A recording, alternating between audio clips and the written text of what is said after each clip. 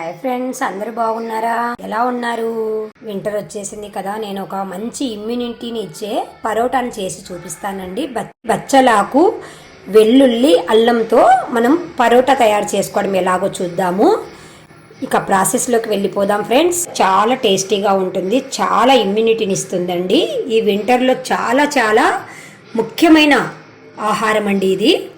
Process చూసి ఎలా చేయాలనో నేర్చుకొని మీరు కూడా చేసుకోండి ఫ్రెండ్స్.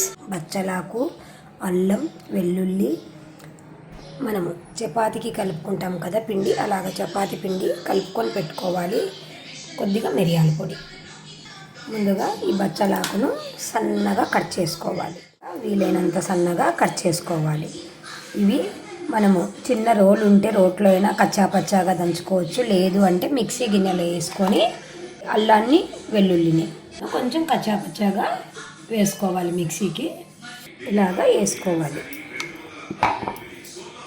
ఇలా 2 పిండి ముద్దలను తీసుకొని పూరిలాగా రెండింటిని రుద్దుకోవాలి.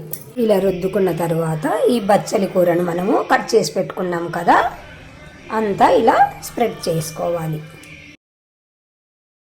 చాలా బాగుంటుందండి. ఇప్పుడు వింటర్లో మనము దగ్గు, జలుబు ఇవి వస్తాయి కదా, ఇందుకు గాను మనము ఈ వెల్లుల్లి, అల్లము, మిరియాలు ఇవన్నీ వేస్తాం కాబట్టి ఈ వింటర్లో చాలా చాలా ఇమ్యూనిటీ ఇస్తాయి ఇలాంటి ఆహార పదార్థాలు తీసుకున్నాము అంటే. కాబట్టి తప్పకుండా మీరు కొంచెం ఓపిక తెచ్చుకొని చెయ్యండి ఫ్రెండ్స్. పిల్లలకి, పెద్దలకి అందరికీ మంచిదే ఇది. కాబట్టి తప్పకుండా మీరు ట్రై చేయండి ఫ్రెండ్స్. ఈ బచ్చలి కూర పైననే ఈ మనం మిక్సీ పట్టుకున్నాం కదా అల్లము, వెల్లుల్లిని, దీన్ని కూడా ఇలాగే స్ప్రెడ్ చేయాలి.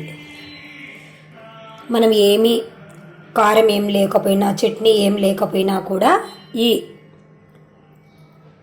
అల్లం, వెల్లుల్లి కారం ఉంది కదా సరిపోతుంది. లేదు మీకు ఇంకా కావాలి అనుకుంటే కొద్దిగా మిరప్పొడి కూడా వేసుకోవచ్చు. వీటిపైనే మిరియాల పొడి కూడా వేసుకుంటున్నాను. చాలా బాగుంటుందండి. మొన్న నేను చేసి చూశాను, టేస్ట్ చాలా బాగుంది. కాబట్టి ఇప్పుడు మన ఛానల్లో అందరికీ తెలియపరచాలనే ఉద్దేశంతో చేస్తున్నానండి. ఒకదానిపైన స్ప్రెడ్ చేసుకున్నాం కదా, ఇప్పుడు ఇంకొక పూరి ఉంది కదా, దీన్ని ఇలాగా కప్పేసుకొని అంచులు నొక్కుకోవాలి. అంత అంచులు ఊడిపోకుండా నొక్కుకోవాలి. కారం కావాలనుకుంటే మిరప్పొడి వేసుకోండి, లేదు అంటే ఇదే కారం సరిపోతుంది. నాకైతే సరిపోయింది. ముందుగా స్టవ్ పైన పెన్నం పెట్టుకొని వేడి చేసి పెట్టుకున్నాను.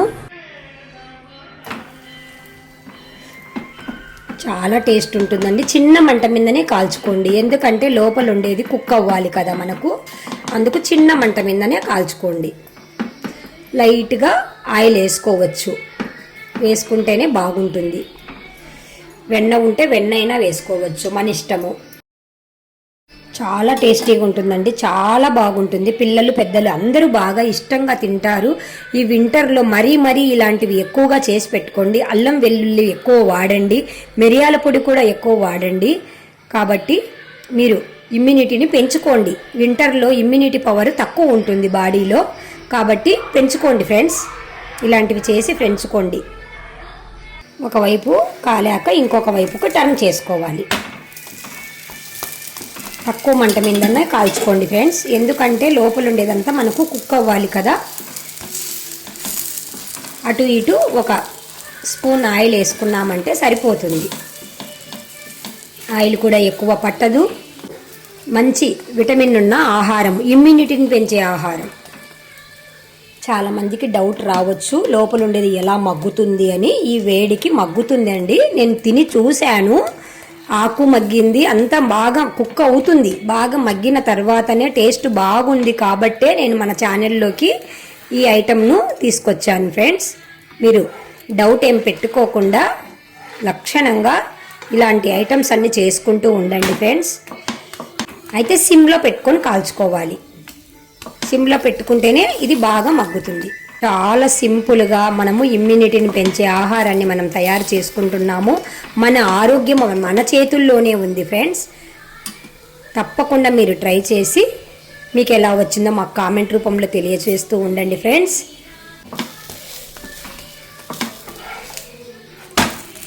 నేనైతే పెరుగుతో అద్దుకొని తినాలనుకుంటున్నాను. మీరు ఇంకా కారం కావాలంటే చట్నీ అయినా మనం చేసుకోవచ్చు, మన ఇష్టం అది. నేనైతే పెరుగుతో తినాలనుకున్నాను. నాకు పెరుగుతో తినడం చాలా ఇష్టం. చపాతీ కానీ పరోటా కానీ ఏదైనా కానీ పెరుగుతో తినడం చాలా ఇష్టం.